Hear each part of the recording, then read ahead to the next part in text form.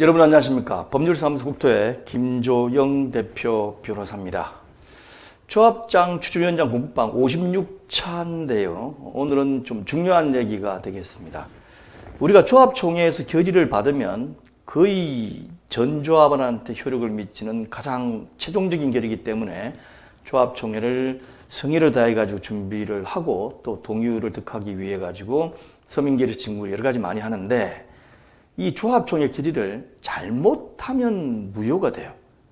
그래서 간혹 조합총회 무효소송이 제기가 되고 거기에 대해서 주장하는 측이나 또는 막는 조합청이나 사생결단으로 소송을 붙게 되는 겁니다. 그런데 어떤 경우에 이렇게 조합총회 결의가 무효가 되는지 조합장님은 특히 아셔야 되겠죠. 그리고 나중에 조합장님 되실 수도 있는 추천위원님도 반드시 공부를 해야 되기 때문에 몇 개로 나눠 가지고 갈 텐데 끊지 마시고 꼭 끝까지 다 들으셔서 조합총회가 제대로 결의되도록 신경을 써주시기 바랍니다. 자, 그럼 먼저 조합총회 결의가 어떤 경우에 하자가 되느냐, 그러니까 무효가 될 수 있는 사유가 되겠죠. 거기에 관해서 한번 보면 첫 번째는 절차를 잘못한 절차상 하자입니다. 절차가 어떤 건지 알죠? 뭐 총회 소집 통지하고 공고하고 그 다음에 이래 가지고 총회 개최를 하고 이런 절차상의 하자가 있는데 이 소집 절차가 법령 또는 정관에 위배된 경우에는 무효가 될 수가 있죠. 그 다음 두 번째, 의결정족수가 부족해요. 의결정족수가 예를 들면 세 가지로 나눠지십니다.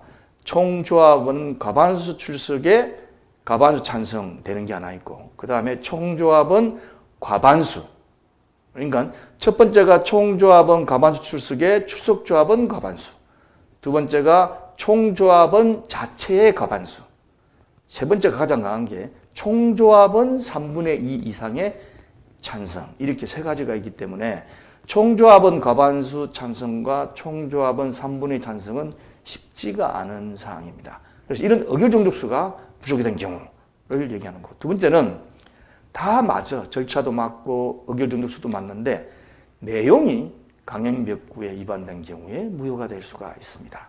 자, 그러면 어떤 경우가 여기에 해당되는지를 하나씩 보면서 우리 조합은 이런 잘못을 저지르면 안 되겠구나 라는 것을 배워나가는 그런 시간이 되도록 하겠습니다. 자, 먼저 첫 번째, 소집 공고 절차상의 하자입니다. 공고 절차상 하자인데 어떤 경우가 소집 공고 통지 절차상의 하자가 되느냐. 법령직에 보면 2023년도 안 나오는데 표준 정관과 함께 정관을 해설해 놓은 게 있어요. 앞으로 이 동영상 얼마나 갈지 모르겠지만 일단 2022년도 주황색에 있는 법령 해설집에 표준 정관안과 저희 모범 정관안이 들어가 있습니다. 거기에 보면 다음과 같이 되어 있어요. 보통 조합 정관을 보시면 다 이렇게 되어 있을 겁니다. 총회 설치 20조에 있으면서 총회를 소집하는 경우에는 회의 개최 14일 전부터 회의 목적, 안건, 일시 및 장소 등을 게시판에 게시해야 하며 각 조합원에게는 회의 개최 7일 전까지 등기 우편으로 이를 발송해야 한다고 되어 있어요. 그러니까 회의 개최 14일 전부터 게시판에 게시인데 이게 이제 공고라고 얘기를 합니다. 이렇게 되어 있는데 잘못해가지고 어떻게 됐죠? 실수한 경우가 있어요. 그런 경우는 법원에서 무효인지 아닌지 여부를 판단하는 근거를 구성원들의 총회 참여에 실질적인 지장을 줬느냐. 그러니까 소집 공고하고 통지 절차상의 하자를 일으킴으로써 구성원들, 조합원이 되어 있죠. 조합원들이 총회 참석하는데 장애를 준 적이 있느냐를 가지고 판단을 합니다. 자, 첫 번째 사례입니다. 14일 전에 소집 공고를 해야 되는데 10일 전에 한 경우 어떻게 되죠? 아직까지 총회까지 10일이나 남았어요. 물론 4일이나 뒤늦게 했지만 10일이나 남았기 때문에 이 경우는 상식적으로 볼 때 이 정도면 뭐 10일 가지고 충분히 알 수 있지 않느냐라고 할 수 있죠. 유효하다. 왜냐하면 총회 참여에 지장을 주었다고 볼 수가 없다는 거죠. 준다고 볼 수가 없다. 그 다음 두 번째, 2개 이상의 일간신문에 공고를 해야 되는데 1개 인간신문에만 공고를 한 경우가 있습니다. 이 경우는 어떻게 되죠? 왜 2개라고 되어 있는데 1개만 했느냐? 이 반밖에 안 했기 때문에 무효다 라고 하는 데 대해서 신문 공고는 통지나 공고를 보완하는 의미이기 때문에 항대밖에 안 한다고 해서 총회 자체를 무효라고 볼 수는 없지 않느냐라고 해가지고 유효 판결이 많이 나는 편입니다. 그 다음에 세 번째, 공고가 있고 통지가 있어요. 그래서 보통 통지를 할 적에는 조합 총회 책자 서명 결의서도 그 안에 넣어가지고 보냅니다. 이걸 이제 통지라 그러고, 보통 공고 그러면 게시판에 이제 공고, 홈페이지 공고 이걸 얘기하는 거죠. 그런데 이 총회 책자 보내는 것을 7일 전에 해야 되는데 숫자를 잘못 계산하거나 잘못해가지고 휴일이 끼는 바람에 일일이 지연됐어요. 일일이 지연돼가지고 휴일날 급하게 가가지고 발송을 할 수가 없기 때문에 일일이 지연됐을 경우는 어떻게 되느냐? 야, 이거는 일일 지연됐으면 5일밖에 남지 않지 않느냐? 그러니까 이건 무효하냐? 라고 생각하실 수도 있지만 이 경우도 이 정도 일일이 지연된 거 가지고 조합원의 토의권과 의결권 행사를 침해했다고 볼 수는 없다. 그런데 간혹 판결문에 보면 총회가 무효다, 총회 의결이 무효다고 하면서 이렇게 써놓는 경우가 있어요. 총회 소집 통지도 7일 전에 해야 되는데 5일 전에 하였고 이렇게 썼는데 그거는 이 단독적인 사유가 아니고 다른 사유하고 포함해서 쓸 때 이왕 쓰는 거 이런 하자도 있다라고 쓰는 겁니다. 그래서 이거 한 건만 가지고는 꼭 무효가 될 사유는 가능성은 그렇게 높지 않습니다. 그 다음에 소집 통지를 7일 전에 했는데 4, 5일 전에 했다. 그럼 어떻게 되죠? 총회 전날 받아볼 수가 있습니다. 또는 못 받아볼 수도 있어요. 예, 이거는 소집 통지를 7일 전에 발송하는 걸로 되어 있거든요. 도달되도록 되어 있는 게 아니고. 그래서 잘못하면 이거는 지장을 줄 수가 있기 때문에 무효일 가능성이 높습니다. 너무 임박해 있고 못 받을 수도 있기 때문이죠. 그렇게 되면 결과적으로는 이건 문제가 될 수가 있다는 거죠. 자, 그 다음에 세 번째입니다. 조합원이 아닌 자에게 통지를 하고 그럼으로써 그 사람이 출석하고 심지어 표결까지 한 경우, 또는 하나씩만 될 수도 있죠. 통지만 했는데 안 올 수도 있고, 또 출석을 했는데 표결을 안 할 수도 있고, 다 퉁퉁거려 가지고 보도록 하겠습니다. 이것도 마찬가지로 어떤 걸 근거로 하면 조합원이 아닌 자의 출석 및 표결이 의결 결과에 영향을 미쳤느냐가 무효 판단의 근거라고 보십니다. 자꾸 미치지 마시고 영향을 끼쳤느냐죠. 끼쳤느냐가 무효 판단의 근거입니다. 첫 번째, 조합원 지위를 상실한 현금 청산자에게 통지, 그리고 출석, 표결해서 어떤 경우에 생길까요? 현금 청산자인데 왜 왔지? 하는데 현금 청산자가 언제 생깁니까? 재건축이든 재개발이든 분양 신청 기간 내에 분양 신청을 하지 않으면 분양 신청 기간 끝난 그 다음 날에 조합원 지위를 상실하고 현금 청산자가 됩니다. 어디에 그런 게 나와 있어? 법조문 대봐. 대부분 판례이기 때문에 법조문에는 없어요.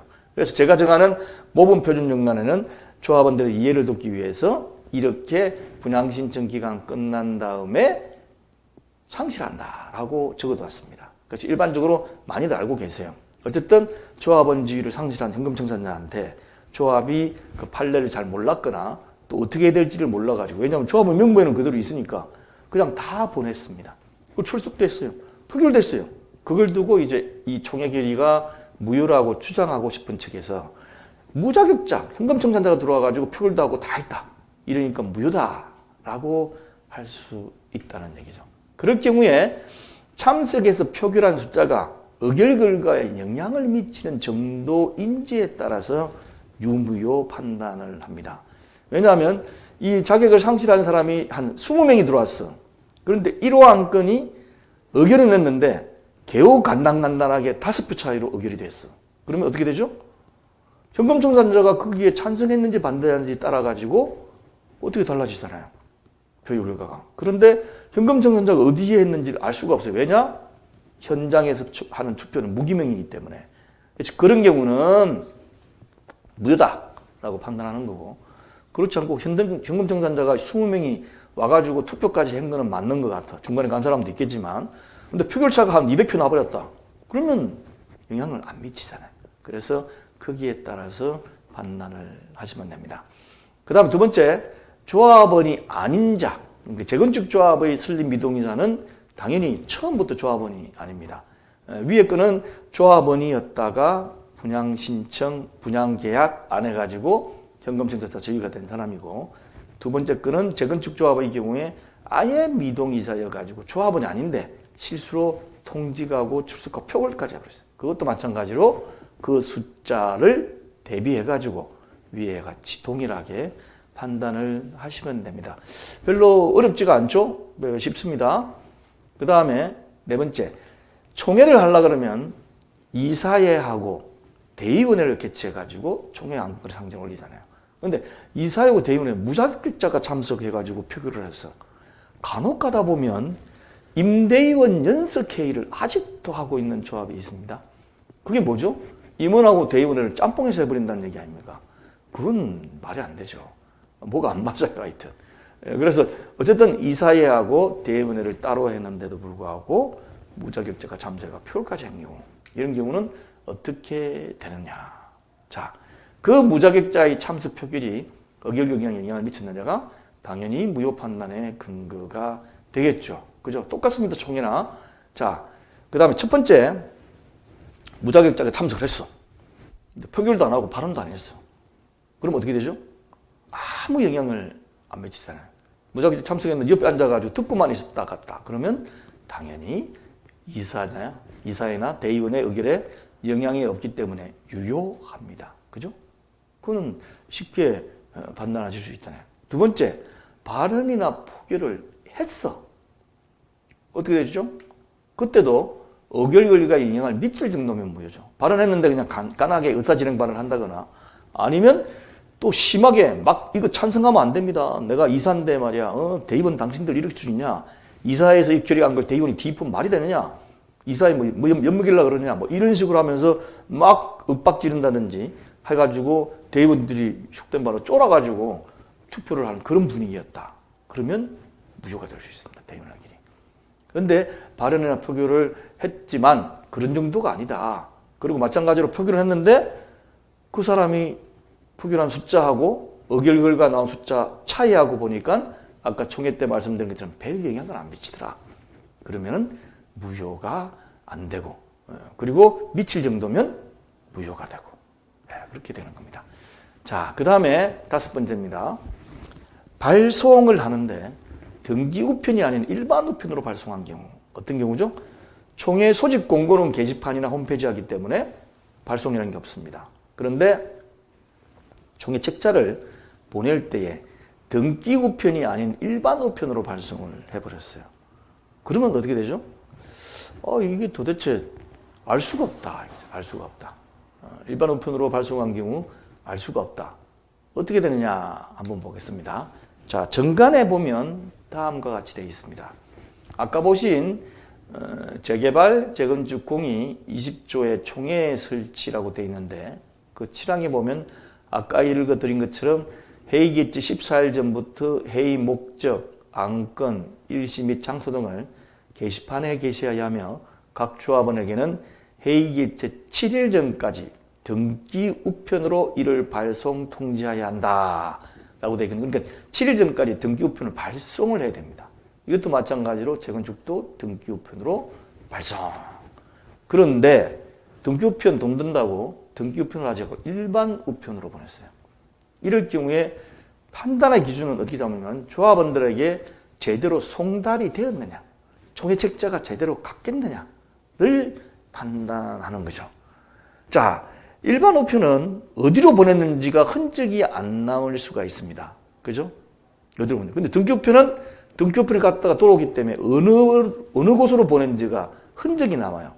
그렇기 때문에 이게 제대로 도달을 했을 것인지 아닐 것인지 가지고 판단합니다. 그래서 조금 전에 보신 것처럼 정관상 총회 소집 통지를 등기 우편으로 발송하도록 되어 있는데 일반 우편으로 발송한 경우는 제대로 송달되었는지를 알 수가 없기 때문에 무효라는 판결이 대부분 많아요. 그래서 이런 경우엔 이 점을 꼭 눈여겨 두셔가지고 이거 잘못하면 안 되겠다. 돈 아끼려고 일반 우편을 했다가 안 되겠다. 일반 우편도 보니까 뭐 몇 통 보냈는지 다 나오대? 뭐 이렇게 생각하지 마시고 일단 판사님의 의견을 존중해가지고 그냥 등기 우편으로 보내십시오. 등기 우편 값 아깝다고 일반 우편을 보냈다가 총회가 모여되면 조합장 총회비용 다 물어낼 거 아니잖아요. 예, 그래서 이렇게 하시기 바랍니다. 자, 그 다음에 6번째, 조합원 주소지가 변동이 될 수도 있죠. 이사를 갈 수도 있죠. 그 다음에 팔았어요. 소유권이 변동됐는데 예전 조합원 주소지 그대로 발송한 경우 어떻게 되냐 이거죠. 어떻게 되냐. 그럼 당연히 조합원한테 또는 새로운 조합원한테 도달이 안 됐을 거 아닙니까? 이러면 무효하냐? 무효하냐? 새로운 조합원이 여기 있는데 이 사람한테 안 보내고 나는 못 받았다 이건데 다른 사람한테 보내가지고 이렇게 의결에 영향을 미쳤으니까 당연히 무효 아니냐는 거죠. 자, 정관에는 어떻게 되어 있는지 보겠습니다. 제10조 조합원은 다음 각호의 권리와 의무를 갖는다. 양쪽 동일합니다. 적은 증인을 저개발이든 조합원이 그 권리를 양도하거나 주소 또는 인감을 변경하였을 경우에는 그 양수자 받는 사람 또는 변경 당사자는 그 행위의 종료일로부터 14일 이내에 조합에 그 변경 내용을 신고해야 한다. 이 경우 신고하지 아니하여 발생되는 불이익 등에 대하여 해당 조합원은 조합에 이의를 제기할 수 없다라고 되어 있습니다. 14일이라고 되어 있으니까 14일 이내 안 하고 20일 지난 다음에 했다. 조합이 안 받아줘. 이런 건 아닙니다. 이건 권고하는 기간에 불과하지 14일 지난 다음에 몇 달 지나서 해도 그 이전에 총회가 없어가지고 통지할 일이 없었다. 그러면 당연히 그 새롭게 변경된 주소지로 보내야 되는 겁니다. 자, 그래서 이런 경우에 그럼 어떡하느냐.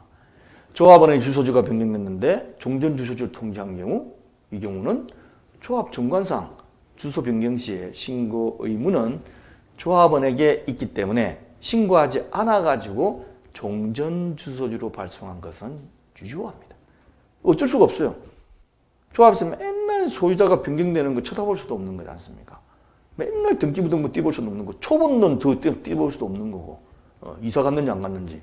그렇기 때문에 당연히 조합원 자체한테 책임을 지우고, 조합원이 신고하지 않아가지고 총회 개최 발송할 때까지 변경된 적이 없다면 조합에서 보관하고 있는 주소지로 발송을 했다.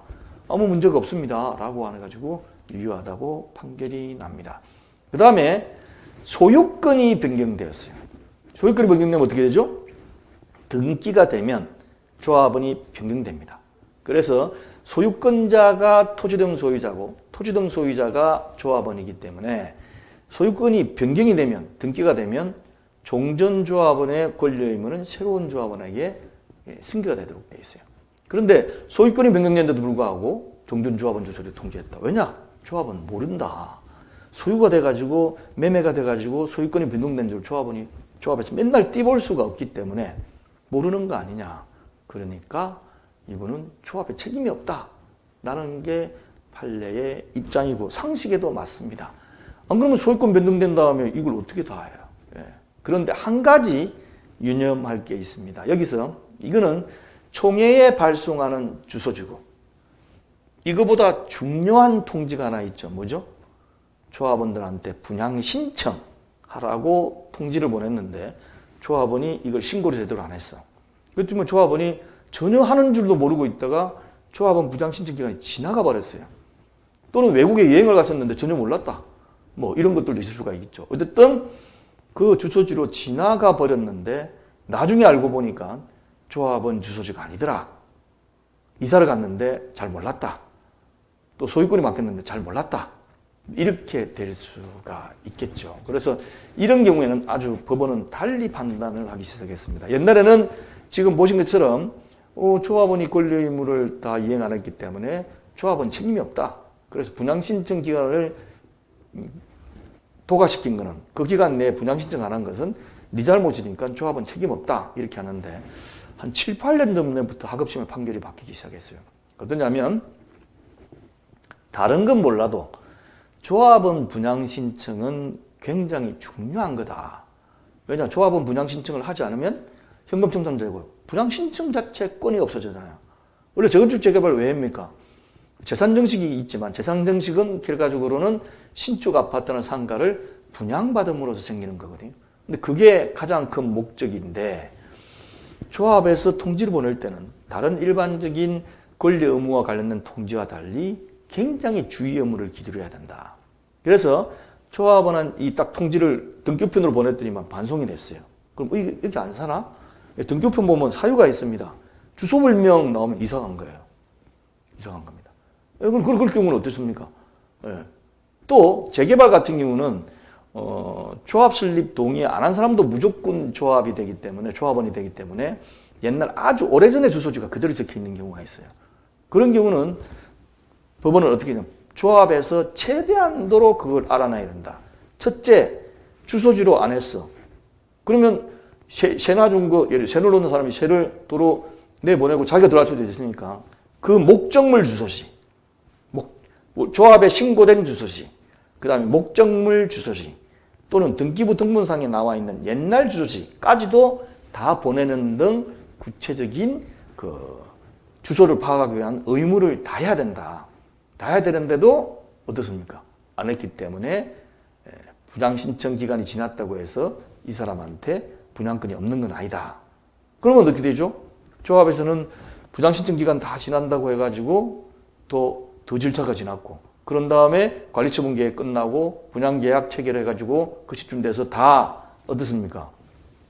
일반 머리까지 다 해버리고 없는데 그때서 나타나가지고 나는 분양 신청할 때 못 봤다.